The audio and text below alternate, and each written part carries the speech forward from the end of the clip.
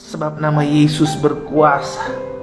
Sebab nama Yesus, di dalam namamu ada mujizat, di dalam namamu ada kuasa. Itu sebabnya pagi hari ini ya Aba, ya Bapa, kami datang menyembahmu, kami datang meninggikan namamu, kami datang melawan setiap apapun juga yang berusaha menjatuhkan hati dan iman kami mengiring Tuhan. Itu sebabnya kami percaya kuasa Allah menjamah setiap kami di dalam nama Yesus. Oh, thank you Holy Spirit. Terima kasih Roh Kudus, terima kasih. Kami buka hati kami, kami buka hidup kami untuk firman-Mu. Kami siap dikoreksi, kami siap dipimpin, diarahkan oleh firman. Lawat masing-masing kami ya Roh Kudus. Di dalam nama Tuhan Yesus kami berdoa. Sama-sama kita katakan amin. Yesus kita dahsyat. Sama-sama bilang sama saya masih punya Tuhan Yesus. Ketik di kolom komentar, sama-sama tuliskan, saya masih punya Tuhan Yesus. Kalau kita ngaku kita masih punya Tuhan Yesus, jangan nyerah dengan keadaan.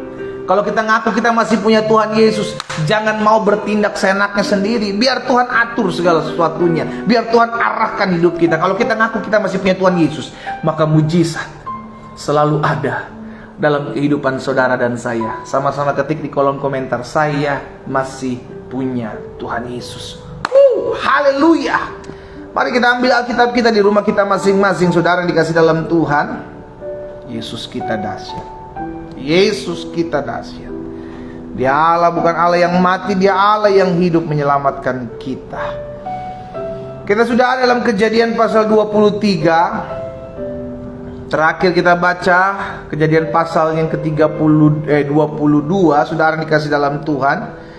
Dan kita belajar di sana bagaimana ada kehidupan, tapi juga ada kematian. Di mana ada kelahiran, pasti juga ada kematian. Itu sebabnya kita harus mempergunakan waktu yang ada. Kita harus mempersiapkan hati dan hidup kita. Karena ketika kita hidup, pasti kita akan mengalami kematian. Hanya yang menjadi pertanyaan sekarang, apakah kita sudah lakukan sesuatu, atau apa yang sudah kita buat selama kita hidup di muka bumi ya. Sekarang kita masuk Kejadian pasal 23, bagaimana Sarah sudah meninggalkan Abraham. Kejadian pasal 23 kita mulai dari ayatnya yang ketiga, karena ayat pertama dan ayat yang kedua sudah kita baca beberapa hari yang lalu. Sesudah itu Abraham bangkit dan meninggalkan istrinya yang mati itu, lalu berkata kepada Bani Het. Jadi sebelumnya Abraham di ayat yang pertama dan ayat yang kedua dari pasal 23 ini Abraham sedih. Ya, karena Abraham ditinggalkan oleh Sarah, wanita yang dia kasihi, wanita yang dia cintai. Ada kalanya kita ditinggalkan oleh orang yang kita sayang. Ada kalanya kita ditinggalkan oleh orang yang kita cintai. Tapi kita belajar dari Abraham. Betul dia sedih. Sedih gak apa-apa, wajar. Seorang sedih, gak ada kita bilang gak boleh sedih. Yesus saja pernah merasa sedih. Sedih boleh, tapi jangan berlarut-larut. Nah ini dia kuncinya. Sedih gak apa-apa, tapi jangan sampai sudah 2 tahun, sampai 3 tahun, sampai 10 tahun terus masih tertanam dengan kepedihan, kekecewaan. Aduh, kenapa saya ditinggalkan? Kenapa saya jadi seorang duda? Kenapa saya jadi seorang janda? Kenapa orang tua saya dipanggil Tuhan terlebih dahulu? Sudah dikasih dalam Tuhan, semua orang pasti mengalami kematian. Kita pasti akan mengalami ditinggalkan oleh orang-orang yang kita kasih. Tapi ketika hal itu terjadi, engkau boleh sedih, it's okay. Tapi jangan sampai sedihmu berlarut-larut. Ini yang dilakukan oleh Abraham di ayat yang ketiga. Sesudah itu, sesudah apa? Sesudah Abraham nangis, Abraham sedih, Abraham merasa terpuruk. Tapi sesudah itu, ia apa? Bangkit. Jangan tenggelam dalam kesedihan. Karena ketika kita mulai tenggelam dalam kesedihan kita, iblis mulai mengambil alih hidup kita. Kita gak bisa buat apa-apa. Kita gak jadi orang-orang yang produktif. Kita hanya tertenggelam dalam kesedihan, kita tenggelam dalam kepahitan, kita hanya tenggelam dalam kekecewaan. Kenapa begini? Kenapa begitu? Ayo bangkit dong. Ayo move on dong. Segala sesuatu bisa terjadi dalam hidup kita, tapi segala sesuatu Tuhan pakai untuk mendatangkan kebaikan atas hidup kita. Katakan amin. Sesudah itu Abraham bangkit. Abraham meninggalkan istrinya yang mati itu, lalu berkata kepada Bani Het, aku ini orang asing, pendatang di antara kamu. Berikanlah kiranya kuburan milik kepadaku di tanah kamu ini, supaya sekiranya aku dapat mengantarkan dan menguburkan istriku yang mati itu. Bani Het menjawab Abraham, dengarlah kepada kami tuanku. Tuanku ini seorang raja agung di tengah-tengah kami. Kuburkanlah istrimu yang mati itu dalam kuburan kami yang terpilih.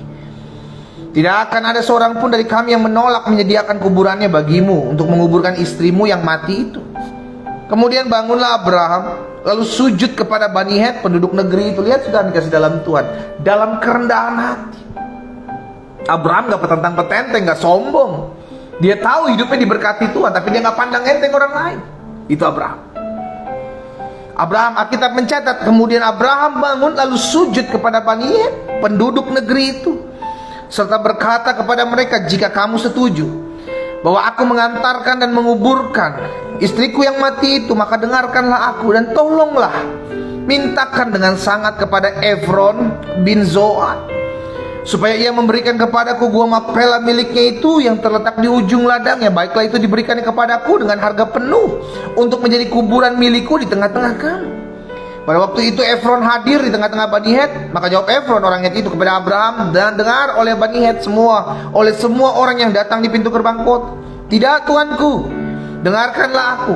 Ladang itu kuberikan kepadamu, dan gua yang ada di sana pun kuberikan kepadamu. Di depan mata orang sebangsaku kuberikan itu kepadamu. Kuburkanlah istrimu yang mati itu.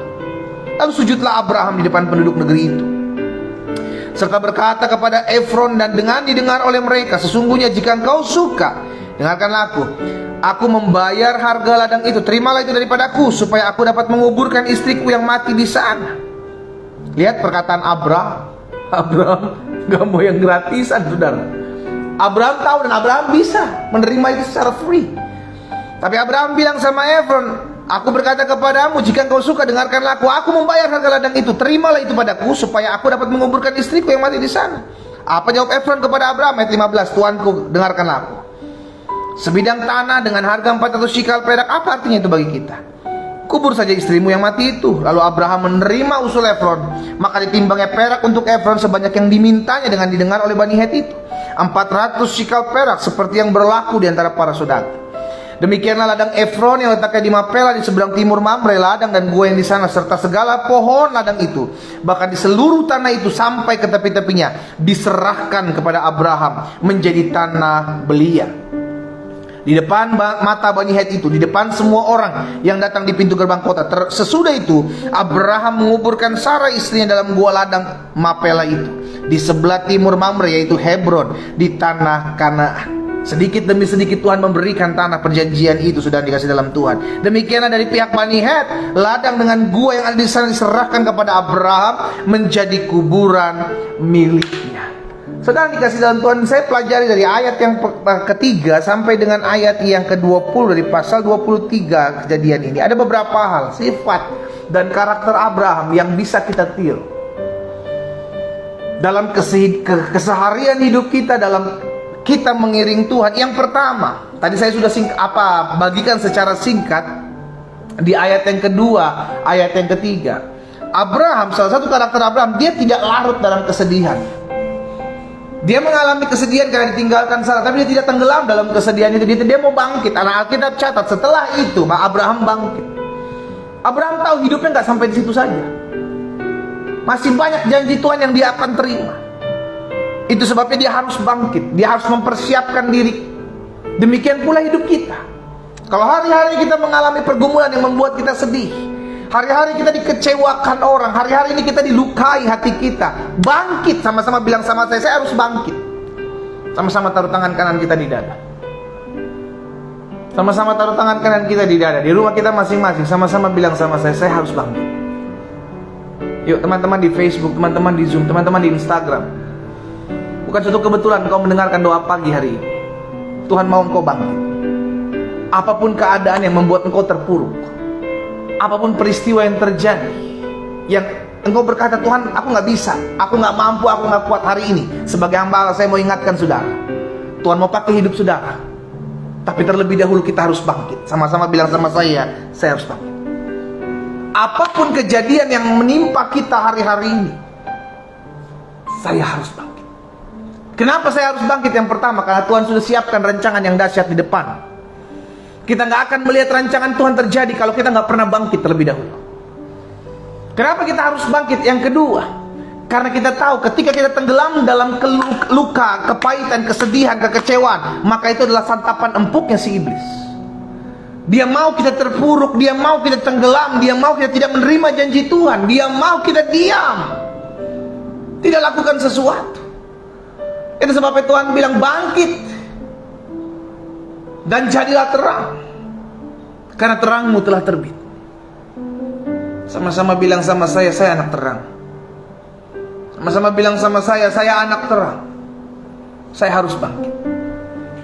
Amin. Tuhan mau buat sesuatu dalam hidupmu, tapi dia gak akan bisa buat apa-apa kalau kita tidak mau bekerja sama dengannya. Dia gak bisa buat apa-apa kalau kita tidak mau terlebih dahulu bangkit untuk melangkah, karena di depan sana Tuhan sudah sediakan hal yang dahsyat. Itu yang Abraham lakukan. Abraham tidak mau hanya tenggelam dalam kesedihan ditinggalkan oleh Sarah. Dia mau bangkit. Tapi terlebih dahulu dia selesaikan dulu apa yang dia harus selesaikan, menguburkan istrinya, ya. Jadi yang pertama, karakter Abraham yang kita pelajari pagi hari ini, dia tidak larut dalam kesedihan. Dia tidak larut dalam kekecewaan. Betul, kita bisa dikecewakan dalam kita mengiring Tuhan. Kita bisa mengalami kerugian, tapi ayo move on dong, ayo bangkit dong. Semangat itu harus ada. Kenapa? Karena kita orang yang hidup pakai iman. Sama-sama bilang sama saya hidup pakai iman. Ketika keadaan terjadi tidak sesuai dengan apa yang kita inginkan, kita tetap percaya Allahku turut bekerja di dalam segala sesuatu untuk mendatangkan kebaikan bagi hidupku. Itu yang kita pegang.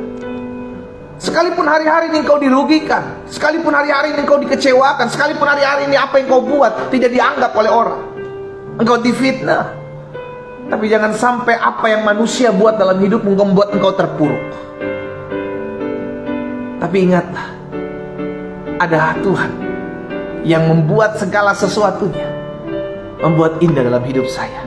Jadi yang pertama kita belajar dari karakter hidup Abraham, dia tidak larut dalam kesedihan. Yang kedua, apa karakter Abraham yang kita pelajari? Di ayat yang keempat, aku ini orang asing dan pendatang di antara kamu. Lihat perkataan Abraham. Abraham sadar dirinya. Siapa dia? Dia tahu hidupnya adalah hidup yang diberkati oleh Tuhan. Dia tahu Allah Israel menyertai dia. Dia tahu Allah Israel memberikan kemenangan dalam kehidupannya. Tapi dia menyadari, aku ini orang asing. Saudara, salah satu kunci penting dalam kita mengiring Tuhan adalah sadar diri. Sama-sama bilang sama saya harus sadar diri. Kita sadar diri, kita adalah orang-orang yang sudah ditebus oleh darah Yesus. Kita sadar diri, kita adalah orang yang sudah memiliki istri, Pak. Kita sadar diri kalau kita adalah orang yang sudah memiliki suami, Bu. Jangan buat yang aneh-aneh lagi. Kita sadar diri, kita adalah anak-anak terang, kita yang sudah diselamatkan. Jangan kembali lagi ke dosa yang lama. Sadar diri. Ada banyak orang gak sadar, hidupnya sudah ditebus sehingga dia kembali lagi ke dalam dosa. Ada banyak orang gak sadar bahwa dia adalah anak-anak terang, sehingga perilakunya dilihat orang dan akhirnya jadi batu sandungan bagi orang lain. Sama-sama bilang sama saya harus sadar diri. Abraham menyadari hal ini. Aku ini orang asing, aku ini pendatang di antara kamu. Berikanlah kiranya kuburan milik kepadaku di tanah kamu ini, supaya kiranya aku dapat mengantarkan dan menguburkan istriku yang mati. Saya mengajak setiap umat Tuhan yang olehnya Tuhan percayakan saya layani secara khusus di pagi hari ini melalui media online. Kita anak-anak Tuhan yuk sadar diri. Sadar akan apa? Yang pertama, sadar bahwa kita sudah diselamatkan. Karena kita sudah diselamatkan, maka kerjakan keselamatanmu dengan takut dan gentar, kan Tuhan. Yang kedua, kita harus sadar apa? Kita harus sadar bahwa kita masih punya Tuhan. Kalau kita masih punya Tuhan, berarti mujizat masih ada dalam hidup kita. Jangan bilang, aduh saya udah nyerah deh pendeta ngadepin rumah tangga saya udah nyerah ngadepin suami saya udah nyerah ngadepin masalah pergumulan saya udah nyerah. Engkau masih punya Tuhan. Mana imanmu? Sadar. Beberapa hari yang lalu kita merayakan kebangkitan Kristus. Dan beberapa hari ke depan kita akan merayakan kenaikan Tuhan Yesus. Dia bukan hanya Allah yang bangkit, Dia juga Allah yang menyiapkan sorga buat kita. Kalau sorga aja disiapkan buat kita, masakan Dia tidak mau tolong kehidupan kita di muka bumi ini? Kalau sorga aja Dia siapkan buat kita, masakan Dia tidak mau bela perkara kita dalam dunia ini? Bagian kita adalah sadar, saya masih punya Tuhan. Saya nggak boleh larut dalam kesedihan. Sadar, saya masih punya Tuhan. Saya harus jadi berkat. Sadar, saya masih punya Tuhan. Saya percaya mujizat masih terjadi dalam hidup saya. Sama-sama ketik di kolom komentar, sadar, saya harus sadar, saya harus sadar, saya harus sadar. Makanya Tuhan Yesus bilang, sadarlah dan berjaga-jaga. Bukan cuma sekedar berjaga-jaga. Betul kita perlu berjaga-jaga, tapi diri kita harus mengerti, saya harus sadar. Kenapa? Karena banyak dari kita seringkali dimabuk oleh keadaan sehingga akhirnya nggak sadar. Banyak orang-orang muda nggak sadar bahwa hidupnya adalah milik Tuhan, sehingga akhirnya menjalankan hidup sesuka-suka. Jadi suka-suka saya dong pendeta, masa muda cuma sekali, YOLO, you only live once. Lakukan segala sesuatu. Saudaraku, jaga hidup kita. Sadar, saya sudah diselamatkan, maka saya harus kerjakan keselamatan saya dengan takut dan gentar. Sadar, saya masih punya Tuhan, berarti mujizat masih terjadi dalam hidup saya. Sadar, saya adalah orang-orang yang dipilih Tuhan untuk menyatakan kuasa dan kemuliaan Tuhan dalam kehidupan saya. Yes. Yang kedua, Abraham, karakter Abraham, dia adalah pribadi yang sadar akan dirinya, siapa dia. Sadar diri, tahu diri. Ya. Yang ketiga, karakter Abraham, masih di ayat yang keempat. Berikanlah kiranya kuburan milik padaku tanah kamu ini, supaya kiranya aku dapat mengantarkan dan menguburkan istriku yang mati. Abraham adalah suami yang bertanggung jawab. Salah satu karakter orang percaya yang harus dimiliki adalah tanggung jawab. Sama-sama bilang sama saya harus bertanggung jawab. Saudara dikasih dalam Tuhan, kedewasaan seseorang diukur dari rasa tanggung jawab. Suami-suami, jadi suami yang bertanggung jawab. Tanggung jawab terhadap istrimu sebagai seorang imam. Tanggung jawab terhadap anak-anakmu untuk mengarahkan, mendidik dalam hidup takut akan Tuhan. Bertanggung jawab. Istri-istri pun bertanggung jawab. Jadi apa? Penolong bagi suamimu. Jangan cuma kejar terus. Mau ini, mau itu, begini, begitu, begini. Tuntut ini, tuntut itu. Jangan. Doakan suamimu. Nanti kalau ada masalah, kau juga yang susah. Iya kan? Ada banyak istri-istri lupa mendoakan suaminya yang tuntut cuma duit. Saudara, ya habis benar. Sampai ada istilah, duit suami adalah duit istri akan menjadi tetap duit istri. Pastikan istri-istri, kau harus mendoakan suamimu, karena engkau adalah tiang doa buat keluarga. Doakan terus, jangan tunggu masalah baru engkau doakan suamimu. Sebelum ada masalah, doakan. Tuhan jaga dia dimanapun dia berada. Aku tidak bisa menjaga dia 24 jam non-stop, tapi Tuhan, Engkau memagarnya seperti perisai. Doakan suamimu. Anak-anak muda, jadilah orang-orang muda yang bertanggung jawab. Kita percaya hidup kita ada dalam tangan Tuhan. Hidup kita dipegang Tuhan. Hidup kita diarahkan Tuhan. Masa muda kita milik Tuhan. Karena masa muda kita milik Tuhan, maka kita harus jadi orang-orang muda yang bertanggung jawab, memberikan hidup kita kepada Tuhan. Betul, hidup hanya sekali. Karena hidup hanya sekali, engkau harus lakukan yang terbaik. Karena kita nggak pernah tahu kapan hidup yang sekali itu habis. Kita nggak pernah tahu kapan hidup yang sekali itu akan selesai. Pastikan, justru di masa mudamu, kau berikan kepada Tuhan. Hiduplah mempermuliakan nama Tuhan. Jadilah pribadi-pribadi yang bertanggung jawab. Karena gini, kita belajar dari karakter Abraham. Abraham bertanggung jawab. Jadi yang pertama, dia gampang bangkit, dia tidak larut dalam kesedihan, dalam keterpuruk-purukan, bahkan dalam kegagalan-kegagalannya. Dia mau bangkit untuk menyatakan terang Tuhan, karena dia tahu Tuhan masih punya rencana yang besar yang akan digenapi dalam hidupnya. Karakter Abraham yang kedua, sadar diri. Dia tidak menjadi orang-orang yang lupa diri sekalipun dia sudah banyak menerima berkat Tuhan. Saya mengerti, dalam mengiring Tuhan tidak mudah. Tapi sebagai hamba Allah, saya ingatkan buat setiap kita hari ini, ayo sadar diri bahwa saya masih punya Tuhan. Sadar diri bahwa saya harus menjadi terang dimanapun saya berada. Sadar diri bahwa saya sudah diselamatkan, maka saya harus mengerjakan keselamatan saya dengan takut dan gentar.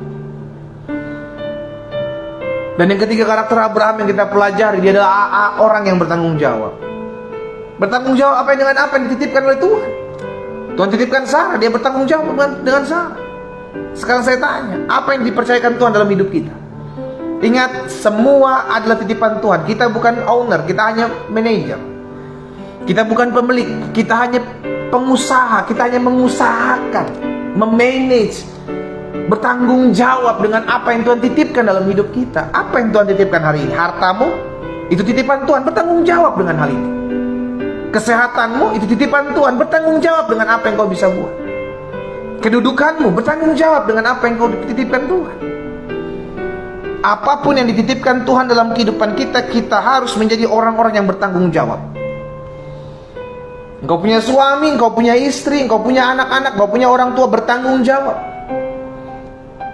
Karena kedewasaan seseorang tidak diukur berapa lama dia ikut Tuhan, tapi apakah dia bisa bertanggung jawab dengan apa yang Tuhan titipkan. Engkau seorang pelayan Tuhan, belajar bertanggung jawab.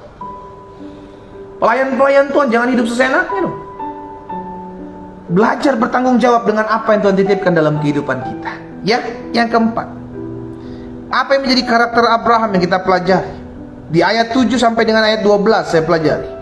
Kemudian bangunlah Abraham lalu sujud kepada Bani Het, penduduk negeri itu, serta berkata kepada mereka, jika kamu setuju bahwa aku menguburkan istriku yang mati itu, maka dengarkanlah aku dan tolonglah mintakan dengan sangat kepada Efron bin Zohar, supaya memberikan kepadaku gua Mapela miliknya itu dan terletak di ujung ladangnya. Baiklah itu diberikannya kepadaku dengan harga penuh untuk menjadi kuburan milikku di tengah-tengah kamu. Pada waktu itu Efron hadir di tengah-tengah Bani Het. Maka jawab Efron orang Het itu kepada Abraham dengan dengar oleh Bani Het, oleh semua orang yang datang di pintu gerbang kota, Tuan, dengarkanlah aku. Ladang itu kuberikan kepadamu, dan gua yang di sana itu pun kuberikan padamu depan mata orang sebangsa. Kuberikan itu kepadamu. Kuburkanlah istrimu yang mati. Di ayat yang ke-7 sampai dengan ayat yang ke-12 ada satu karakter Abraham yang perlu dan bisa kita lihat. Saya ulangi lagi di ayat yang ke-7 ya saudara ya. Bangunlah Abraham lalu sujud kepada Bani Het, penduduk negeri itu.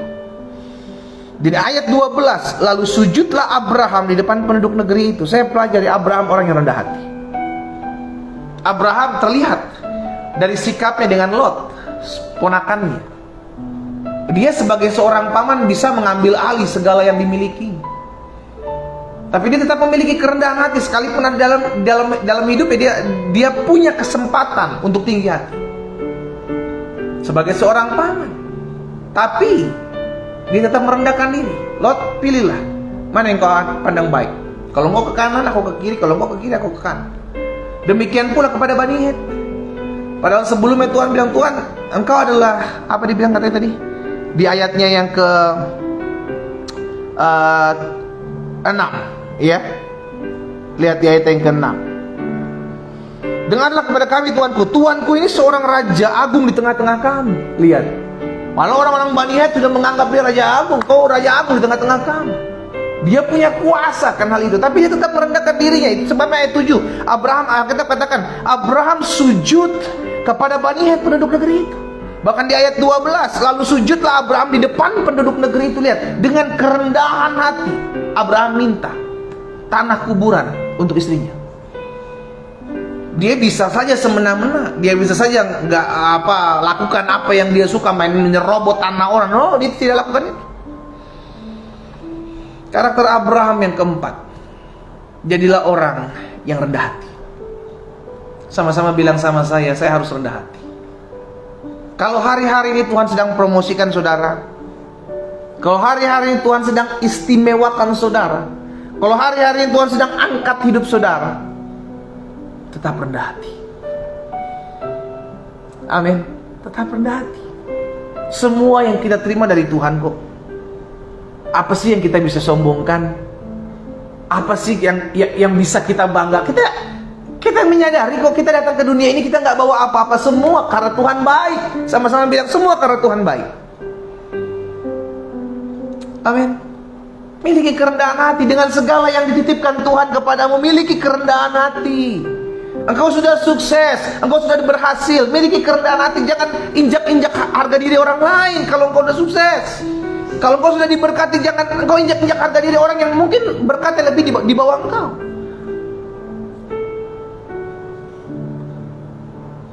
Miliki kerendahan hati. Alkitab jelas mengatakan dalam orang rendah hati Tuhan yang akan angkat, tapi orang yang tinggi hati Tuhan akan jatuhkan. Kerendahan hati mendahului kehormatan. Engkau melihat penghormatan Allah dalam hidupmu, belajar memiliki kerendahan hati. Abraham dengan segala apa yang dia miliki, dengan segala kedudukan yang dipercayakan Tuhan dalam hidup dia memiliki kerendahan hati. Dia bisa saja mengambil, menyerobot apa yang menjadi milik orang-orang lain, dia bisa lakukan. Tapi dia gak muat. Karena dia tahu kerendahan hati harus dimiliki oleh anak-anak Tuhan. Hari ini saya ingatkan buat setiap kita semua, ayo sama-sama kita memiliki kerendahan hati. Engkau mau melihat hidupmu diangkat Tuhan, rendah hati. Orang injak-injak harga dirimu, orang gak pandang engkau, tetap rendah hati. Bahkan ketika Tuhan promosikan hidupmu, tetap rendah hati. Kerendahan hati adalah kendaraan untuk engkau lihat promosi Allah terjadi dalam hidupmu. Saya ulangi sekali lagi, kerendahan hati adalah kendaraan untuk engkau melihat promosi Allah terjadi dalam hidupmu. Yang kelima, yang terakhir, apa yang menjadi karakter Abraham yang kita pelajari di ayat 14, mulai ayat 14 sampai dengan ayat 16. Jawab Efron kepada Abraham, "Tuanku, dengarkanlah aku. Sebidang tanah dengan harga 400 shikal perak, apa artinya itu bagi kita? Kuburkan saja istrimu yang mati itu." Lihat, Abraham minta Efron menyiapkan tanah buat istrinya sana. Abraham bilang, "Aku akan bayar." Tapi Efron bilang, "Udah ambil aja Tuhan, ambil aja Tuhan." Apa artinya 400 shikal perak? Kuburkan saja istrimu. Lalu Abraham menerima usul Efron itu. Tapi kita catat selanjutnya apa? Ayat 16. Abraham menerima usul Efron itu, maka ditimbangnyalah perak untuk Efron sebanyak yang dimintanya. Bukan berarti Efron bilang, udah nggak usah. Dia bilang, oke ya, thank you ya. No. Jadi karakter Abraham yang terakhir, yang kelima, dia adalah orang yang tidak mau merugikan orang lain. Saudara, ingat panggilan kita. Panggilan kita jadi berkat. Panggilan kita menjadi apa? Jadi berkat. Abraham sadar akan hal itu, sehingga akhirnya Abraham tidak mau merugikan orang lain. Dalam hidup ini kita sangat bisa merugikan orang lain. Sangat bisa. Tapi itu keputusan kita. Apakah kita hidup mau menjadi berkat atau kita mau merugikan orang lain? Apakah kita hidup mau jadi batu loncatan buat orang lain atau jadi batu sandungan buat orang lain? Keputusan ada di kita. Abraham punya kesempatan untuk mengambil tanah itu. Orang udah dikasih sama Efron, iya kan? Tapi Abraham bilang, oke, sesuai dengan apa yang kau minta, aku kasih 400 shikal perak. Itu yang diberikan. Jadi karakter ke Abraham yang terakhir, yang kelima, dia tidak mau merugikan orang lain. Dalam hidup ini, kalau kita bisa menguntungkan orang lain, lakukan. Karena kita terpanggil untuk menjadi berkat buat orang lain. Sama-sama taruh tangan kanan kita di dada. Sama-sama bilang sama saya terpanggil untuk jadi berkat buat orang lain. Saya terpanggil untuk tidak merugikan orang lain. Ketik di kolom komentar, saya tidak boleh hidup merugikan orang lain. Ayo ketik di kolom komentar, saya tidak boleh hidup merugikan orang lain. Amin, saudara. Pastikan hari ini kita menerima pesan ini. Ada 5 hal yang kita dapati dari perenungan firman Tuhan. Dari Kejadian pasal 23 ayat yang ketiga sampai dengan ayat yang ke-20. Biar 5 karakter ini kita terima.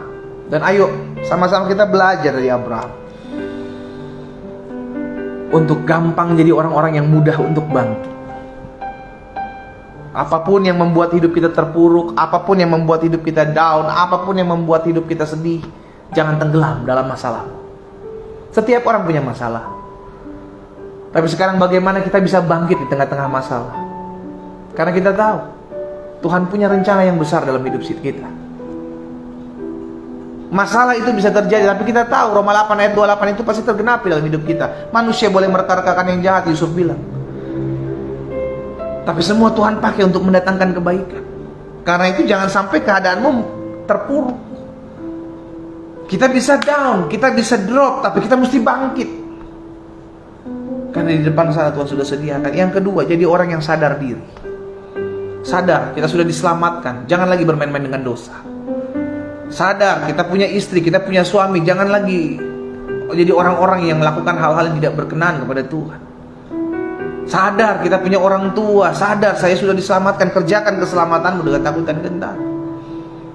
Sadar, saya adalah pelayan Tuhan. Saya adalah hamba Tuhan. Sadar. Dan yang ketiga, kita belajar dari Abraham. Abraham adalah orang yang bertanggung jawab. Kedewasaan seseorang diukur dari rasa tanggung jawab. Apa yang dititipkan Tuhan hari-hari ini dalam hidup kita? Bertanggung jawab. Jangan sesuka-sukanya hati kita dong. Saya enak-enaknya, oh hidup-hidup saya kok, usaha-usaha saya, suka-suka saya. No, itu tanggung jawab. Barang siapa setia terhadap perkara-perkara kecil, Tuhan Yesus katakan, aku akan percayakan kepadanya perkara-perkara yang besar. Itu bicara tentang tanggung jawab terhadap perkara kecil. Bagaimana Tuhan mau percayakan perkara yang besar kalau kita tidak bisa setia terhadap perkara yang kecil? Tanggung jawab menentukan kita apa yang kita dapat di kemudian hari. Dan yang keempat, kita belajar dari Abraham, miliki kerendahan hati. Kalau kau sudah dipromosikan Tuhan, kau sudah diangkat Tuhan hidupmu, tetap miliki kerendahan hati. Terima kasih buat anugerah Tuhan. Terima kasih buat kasih setia Tuhan. Karena rendah hati adalah kendaraan untuk kita melihat promosi Tuhan terjadi dalam hidup kita. Dan yang kelima, yang terakhir, jangan hidup merugikan orang lain. Kalau kau bisa menguntungkan orang lain, lakukan. Kalau kau tidak bisa menguntungkan orang lain, minimal kau tidak merugikan orang lain. Pegang prinsip ini, sehingga akhirnya hidup kita terus jadi berkat buat orang lain. Hidup kita mempermuliakan nama Tuhan. Kita tundukkan kepala kita, kita berdoa, kita datang kepada Tuhan. Bapa, terima kasih buat berkat firman-Mu. Hari ini kami diberkati oleh firman Tuhan. Hamba terbatas, tapi firman-Mu tidak terbatas. Apa yang sudah kami dengar pagi hari ini, Tuhan tolong kami, agar kami menjadi pribadi-pribadi yang menyenangkan hati Tuhan. Agar kami menjadi pribadi-pribadi yang tidak larut dalam kesedihan, tidak larut dalam kekecewaan, tidak larut dalam duka-duka. Tapi kami harus hidup bangkit, jadi berkat. Kami harus sadar diri, karena kami tahu kami adalah pribadi yang sudah diselamatkan oleh darah Yesus. Kami tidak lagi boleh bermain-main dengan dosa, karena dosa membuat kami jauh dari Tuhan. Hari ini kami belajar untuk selalu hidup bertanggung jawab, untuk selalu memiliki kerendahan hati, dan tidak lagi hidup merugikan orang lain. Tuhan, apa yang Tuhan tahu dalam hati hamba sudah hamba sampaikan buat umat Tuhan. Hamba berdoa di dalam nama Yesus, sehingga firman-Mu termaterai dalam hati kami. Mampukan kami untuk menjalani hari-hari kehidupan kami dan melakukan firman Tuhan, karena kami sadar Roh Kuduslah yang memampukan kami. Roh Kuduslah yang menolong kami. Roh Kuduslah yang menopang kami, sehingga pada akhirnya kami boleh jadi berkat buat banyak orang, dan melalui hidup kami nama Tuhan dipuji dan dipermuliakan. Bapa, hamba berdoa sehingga setiap benih firman yang sudah ditaburkan hari ini di hati setiap umat Tuhan pagi hari ini, di dalam nama Yesus termaterai, sehingga langkah hidup kami semakin hari semakin mempermuliakan nama Tuhan. Hamba juga berdoa buat yang sakit, Tuhan jamah, Tuhan tolong, Tuhan pulihkan, Tuhan sembuhkan dalam nama Yesus. Kami percaya hari ini kami terima mujizat. Kami percaya kami masih punya Tuhan yang sanggup buat mujizat. Itu sebabnya biarlah lawatan Tuhan terjadi di rumah umat-Mu masing-masing, dimanapun mereka berada. Baik mereka yang sakit secara pribadi maupun mereka yang mendoakan buat saudara-saudara mereka yang sedang mengalami kelemahan tubuh, maupun anak-anak mereka atau orang tua mereka. Di dalam nama Yesus, kami sepakat, kami satukan hati kami ucapkan berkat kuasa kesembuhan oleh bilur darah Yesus menjamah dan menyembuhkan setiap mereka yang sakit di rumah mereka masing-masing. Terjadi di dalam nama Yesus. Hamba berdoa juga buat setiap mereka yang bergumul dalam pergumulan rumah tangga mereka. Tuhan tolong sehingga mereka dipulihkan, rumah tangga mereka kembali dipulihkan. Tuhan Yesus, kami percaya apa yang dipersatukan Allah tidak bisa dipisahkan oleh manusia, tidak boleh dipisahkan oleh manusia. Itu sebabnya kami berdoa, suami-suami kembali dijamah Tuhan, kembali kepada istri-istri yang sah. Istri-istri kembali dijamah Tuhan, hati mereka kembali kepada suami yang sah. Di dalam nama Tuhan Yesus. Ada suami-suami, ada istri-istri yang pagi hari ini berdoa, menangis agar rumah tangganya dipulihkan. Bapa, mau ucapkan berkat di dalam nama Yesus. Tuhan tolong sehingga mereka melihat mujizat terjadi, mereka melihat kuasa Allah dinyatakan atas rumah tangga mereka, dan mereka bersaksi bagaimana Tuhan pulihkan rumah tangga mereka. Oh, dalam nama Yesus terjadi. Hamba juga berdoa buat setiap anak-anak Tuhan yang hari-hari ini bergumul dalam perekonomian mereka. Mereka ada kesulitan keuangan. Bapak, hamba berdoa memohon belas kasihan Tuhan. Kami hidup karena kami tahu hidup kami dipelihara oleh Tuhan. Kami hidup karena kami tahu janji firman-Mu, singa muda boleh merana kelaparan, tapi orang-orang yang takut akan Tuhan tidak akan kekurangan suatu apapun yang baik. Itu sebabnya Tuhan berkati setiap anak-anak-Mu. Tuhan lihat kesetiaan mereka, Tuhan lihat kesungguhan hati mereka, Tuhan lihat pengorbanan mereka. Tuhan, hamba berdoa dalam nama Yesus, Tuhan sediakan. Sebab Engkau Allah yang menyediakan, Engkau Allah yang mencukupkan, Engkau Allah yang memberkati. Terima kasih Bapa. Pada akhirnya hamba menyerahkan setiap mereka. Kalau ada di antara mereka yang perlu dan harus melunasi setiap utang piutang, Tuhan, mereka butuh jalan keluar. Biar Tuhan membukakan setiap jalan-jalan keluar bagi mereka, sehingga mereka boleh melihat sungguh anugerah Tuhan. Mereka sungguh boleh melihat anugerah-Mu, kasih setia-Mu membukakan setiap pintu-pintu yang tertutup, sehingga mereka sungguh boleh melihat bahwa ada saja perbuatan-perbuatan ajaib Tuhan yang Tuhan kerjakan dalam hidup mereka. Di dalam nama Tuhan Yesus. Terima kasih Bapa. Pada akhirnya hamba juga berdoa, menyerahkan setiap anak-anak Tuhan yang hari-hari membutuhkan pekerjaan, atau ada orang-orang tua yang sedang mendoakan anak-anak agar mendapatkan pekerjaan. Di dalam nama Yesus, Tuhan buka jalan bagi mereka.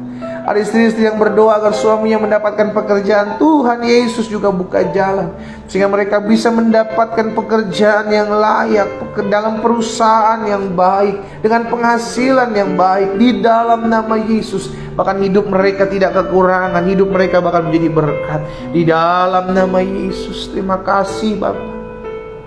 Di hari ini hamba juga berdoa buat orang-orang muda dalam kesetiaan mereka mencari Tuhan. Mereka beribadah kepada Tuhan dan Tuhan perhitungkan setiap apa yang mereka buat. Hamba berdoa, jika ada di antara mereka pagi hari ini bergabung dalam ibadah doa pagi, Tuhan, hamba berdoa biarlah masa muda mereka diberkati Tuhan. Hari depan yang berhasil dan beruntung terjadi dalam hidup mereka, sehingga tergenapi firman Tuhan. Tuhan sudah menyediakan di masa muda mereka, masa muda yang penuh dengan harapan, masa muda yang penuh dengan kegilang-gemilangan. Di dalam nama Yesus terjadi dalam hidup mereka. Kalau hari-hari ini mereka sedang mencari pasangan hidup, biar Tuhan yang mempertemukan mereka. Tuhan arahkan mereka, berkati ya Tuhan dengan apa yang menjadi kerinduan mereka, sehingga Tuhan tuntun, Tuhan pimpin, Tuhan arahkan masuk dalam rencana Allah yang ajaib dan besar terjadi atas hidup mereka di dalam nama Tuhan Yesus. Terima kasih Bapa. Ada orang-orang anak Tuhan yang rindu memiliki rumah secara pribadi di muka bumi ini. Tuhan juga buka jalan. Tuhan tolong sehingga setiap mereka melihat mujizat, melihat kuasa dinyatakan dalam hidup mereka. Terima kasih Tuhan Yesus. Pada akhirnya hamba juga berdoa buat setiap rumah tangga yang hari-hari ini memiliki kerinduan untuk mendapatkan keturunan. Bapa, hamba berdoa, hamba ucapkan berkat di dalam nama Yesus. Tuhan buka jalan bagi mereka. Tuhan buat mujizat atas rumah tangga mereka, sehingga dibukakan kandungan mereka. Di dalam nama Yesus terjadi dalam rumah tangga mereka. Terima kasih Bapa. Kami terus mendoakan jiwa-jiwa yang masih jauh dari Tuhan. Mungkin mereka adalah anak-anak kami yang belum mengenal Tuhan, orang tua kami, om tante kami, opa oma kami berdoa cucu-cucu kami. Mungkin mereka adalah teman-teman kami yang belum mengenal Yesus. Bapa, kami berdoa, kami sebutkan nama-nama mereka di hadapan Tuhan, karena kami percaya, kami bersaksi, tapi Roh Kudus menjamah hati dan hidup mereka, sehingga mereka menemukan kebenaran, menemukan keselamatan yang berasal dari Yesus Kristus. Itu sebabnya kami berdoa, nama-nama ini kami sebutkan, nama-nama ini kami ucapkan di dalam nama Yesus. Mari saudara dikasih dalam Tuhan, dimanapun kau berada, sebutkan setiap nama-nama yang kau miliki kerinduan agar mereka dijamah Tuhan, mereka dilawat Tuhan. Bapak, kami bawa nama-nama ini dalam hadirat Tuhan. Kami ucapkan berkat dalam nama Yesus. Tuhan yang jamah setiap mereka, sehingga mereka menerima keselamatan yang berasal daripada Tuhan. Pada akhirnya kami berdoa buat kota di mana kami tinggal. Kami sadar kesejahteraan kota adalah kesejahteraan kami. Itulah firman Tuhan. Karena itu kami mau berdoa, mengangkat tangan kami, mengucapkan berkat buat kota di mana kami tinggal. Mari umat Tuhan di rumahmu masing-masing, angkat tanganmu dan doakan kota di mana kau tinggal. Ucapkan berkat di mana kota kau tinggal. Bapak, kami berdoa bersatu hati di rumah kami masing-masing. Kami ucapkan shalom atas kota kami, damai sejahtera atas kota kami. Diberkatilah kota di mana kami tinggal di dalam nama Yesus. Ada keamanan, ada ketenteraman, ada kedamaian, ada ketenangan, ada berkat-berkat Tuhan. Bahkan kami berdoa perekonomian hasil bumi tanah kami, kota kami diberkati Tuhan di dalam nama Yesus. Bahkan pemimpin-pemimpin kota kami diberkati Tuhan, diurapi Tuhan. Roh takut dan gentar akan Tuhan ada atas pemimpin-pemimpin kota kami di dalam nama Yesus. Bahkan kami berdoa pada akhirnya buat bangsa kami, Indonesia diberkati Tuhan.